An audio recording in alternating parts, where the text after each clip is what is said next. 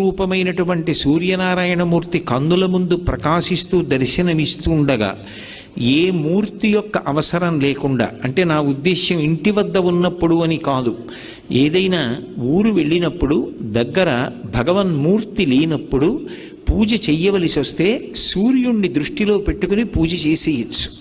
ఆ పూజ పరిపూర్ణమైపోతుంది. అంత గొప్ప శక్తి ఒక్క సూర్యోపాసన విషయంలో సూర్యనారాయణమూర్తి యొక్క దర్శనం చేత సూర్య ఆరాధనగా, మూర్తి లేకుండా ఆరాధనని శాస్త్రం అంగీకరించింది.